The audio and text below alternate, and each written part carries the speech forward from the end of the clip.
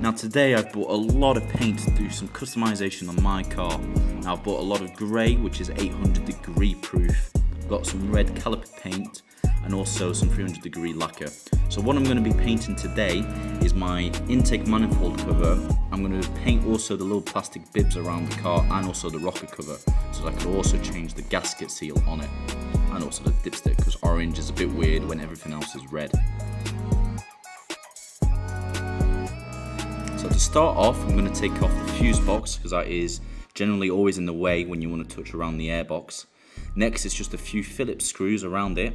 They're not too hard to take off unless they're rusted, but on this case, I've taken them off so many times, then they're not. You also got to take out the little intake bit.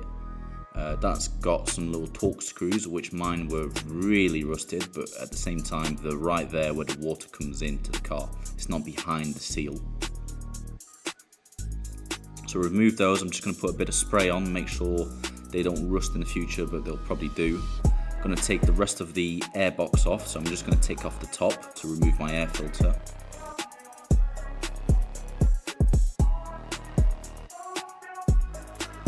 I'm also going to remove the clip so that it can come off the little tube.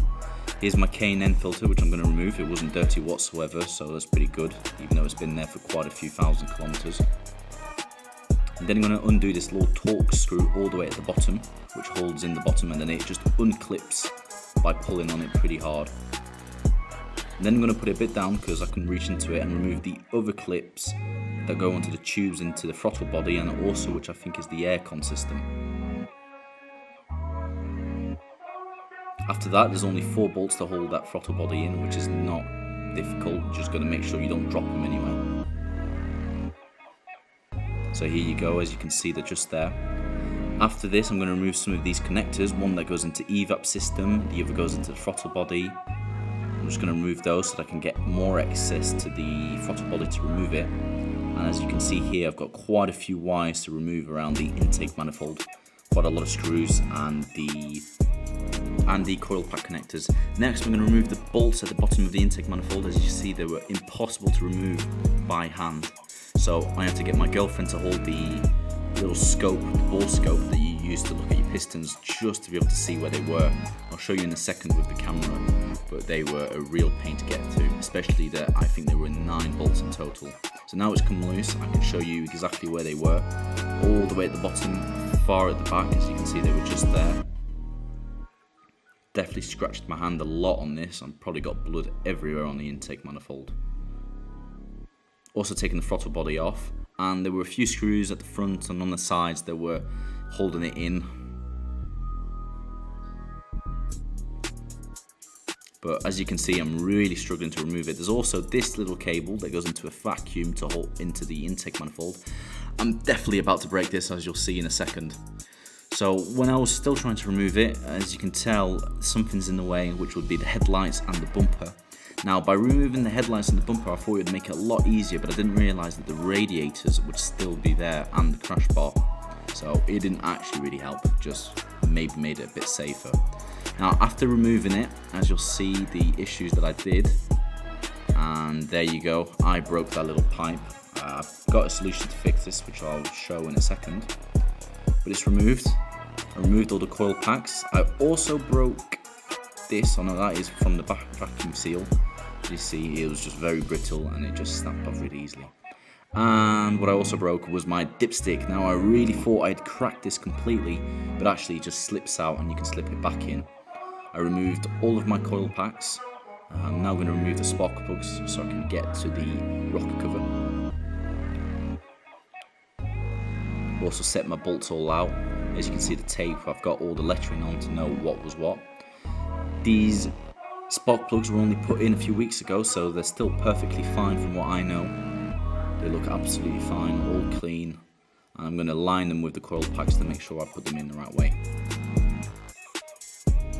Now, as you can see, what I'm going to do for this little vacuum bit is I'm going to take this little copper pipe, make a hole into it, insert it there, and on the other end I'm just going to insert the rubber over it at the same time. So I think with some epoxy weld this will work quite well, because otherwise I've got to rebuy the entire intake manifold, which is just a lot of money for no reason. As you can see, to remove the rocker cover, you've got loads of these bolts all around it. Now, they're only 10 Newton meters tight, so really not that bad. You'd think they'd be a lot tighter, but I don't think there's a lot of pressure up there. As you can see, I've removed it now.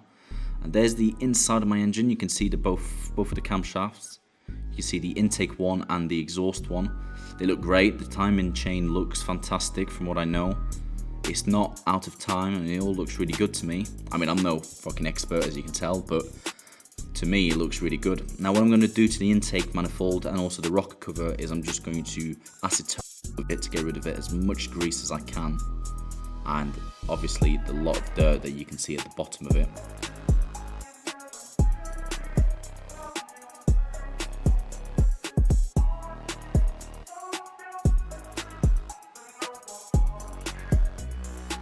I'm then going to start using tape just to mask off where I don't want to get it in, which is normally where the bolts go in or the engine badge at the front, but also the little vacuum seal on the side and also the throttle body intake. I really don't want to get that dirty because it's got a little O-ring which would be a real bastard if I had to change that as well.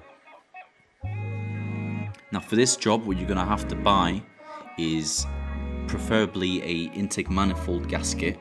So it's just this little thing that covers all the holes on the other side. And also, do not forget to change your rocker cover gasket and also the little spark plug gaskets. There's about 6 of them obviously because it's got 6 cylinders. It's a bit expensive, but it's better to change it for new ones than to put the old ones back out and realise that it's leaking like fuck. So thank God I did this and not being a cheapskate like I normally am. So I've just got a little bit more tape to put on, and then after that I can start painting. What I was able to do is just put a little booth around it, just some cardboard, and then I'm going to put the first layer of primer. Now I'm using plastic primer for this because it is fiberglass if I'm not wrong. So that is what works best with this. Now it's transparent so you won't see any colour difference on it. But for the rocker cover I'm obviously going to use some aluminium. Now I haven't got the throttle body out here, but I'm going to be doing that in a second. Now on my first coat, what you'll probably realise, and what I realised, is I've put way too much on for the first coat. You really just want to sprinkle it on for the first bits. What I'm also going to be painting is my coolant reservoir tap and like the fuse box, but as you'll see in a second, it's a complete disaster with what I've done. Now you can see everything's been painted now. The intake manifold looks brand new again. I've also painted fully the rocker cover and the throttle body. It looks good in silver. As you'll see in a second, I made a stupid mistake painting it a completely different colour than what I thought I would.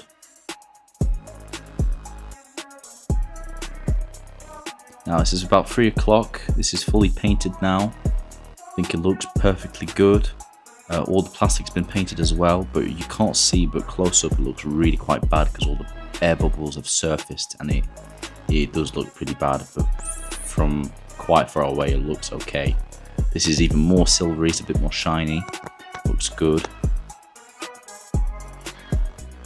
And after a bit more painting and a change of mind for the rocker cover, if you remember right, the red paint was for calipers and was not heat resistant, so I don't know if this is all about to come off, but we'll see once the car runs.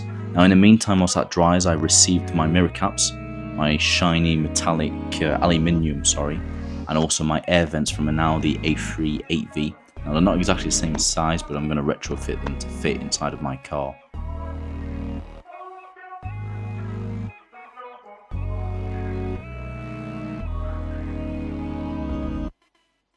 I also received some badges, more V6 badges for the sides and also the Quattro badges. So to remove these air vents, you just got to use a plastic trim remover. It's pretty easy, just don't try to break them too hard or anything like that. These came out pretty easily, surprising for the age of them because I don't think they've ever come out.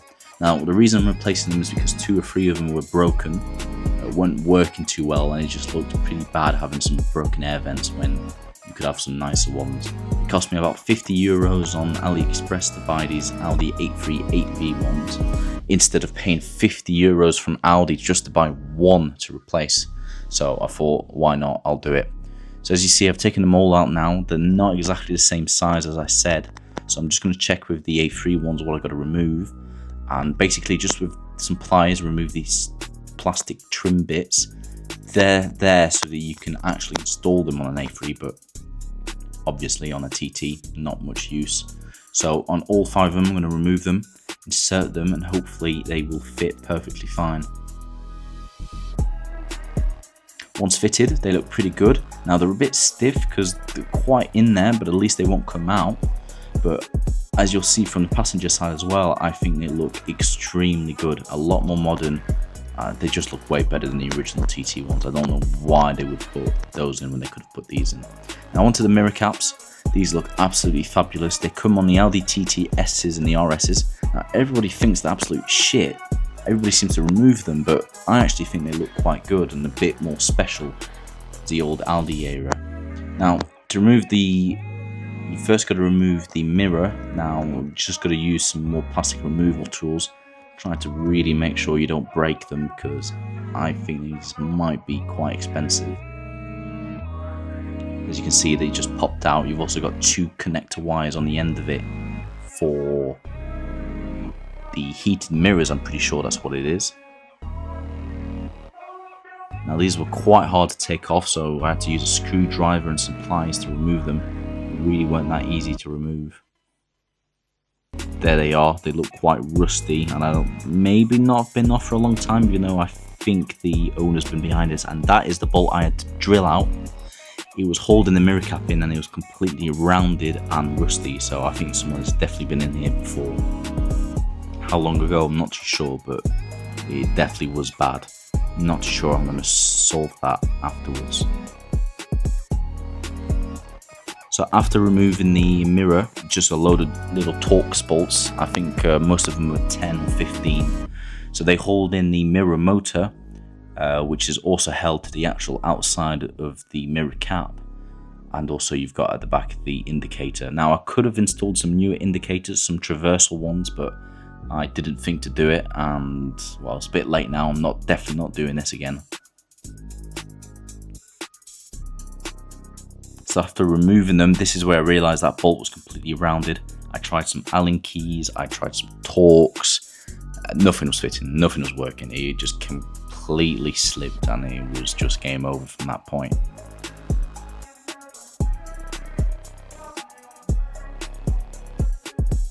As you see, this is how you normally remove them. You turn them to the side and they just completely pull off. But this one was not letting me do it.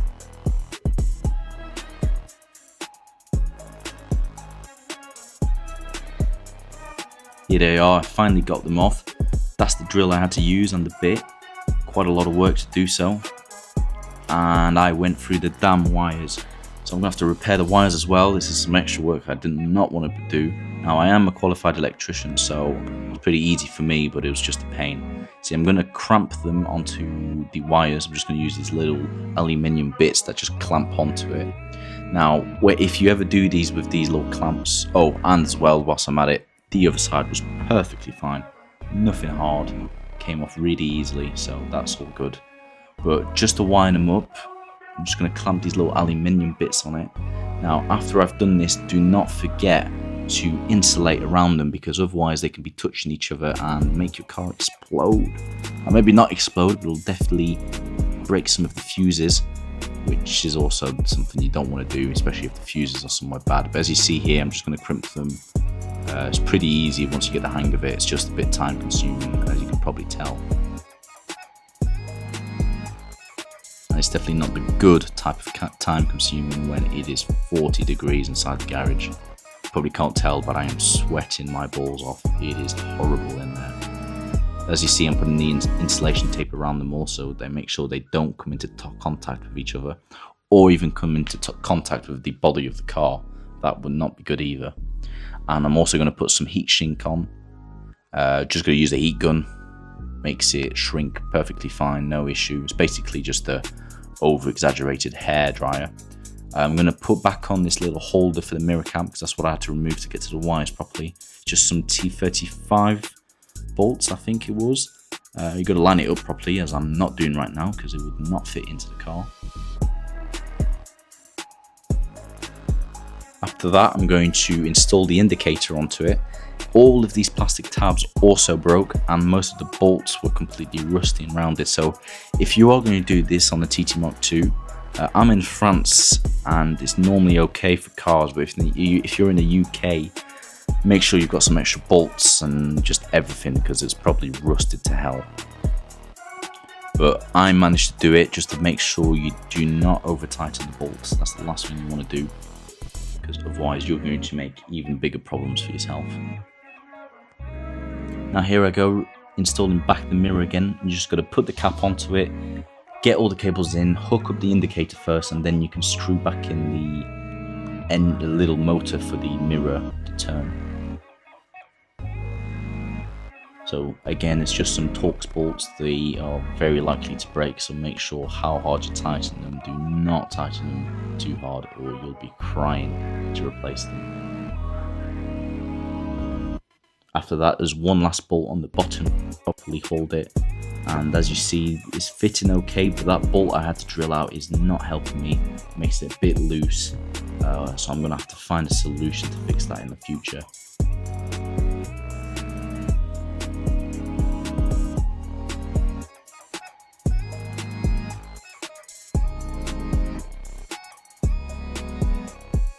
And after that is completely finished, I'm not going to put the mirrors back in case it doesn't work once I put the battery back on. I'm going to bore you the other side, so I'm not going to show you that, but here it is. I think they look really good.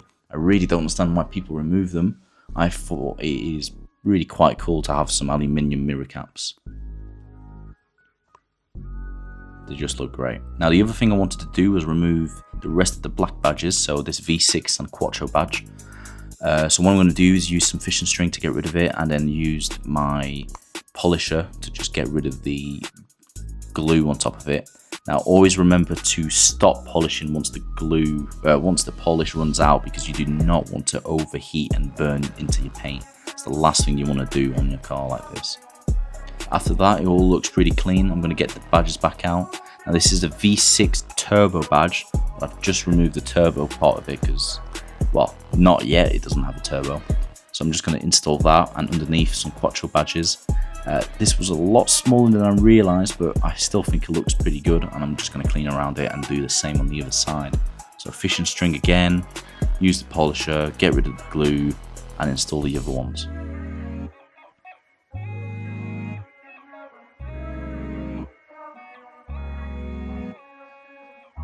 Now what you see me realise is I think the badges actually removed some of the lacquer on this side.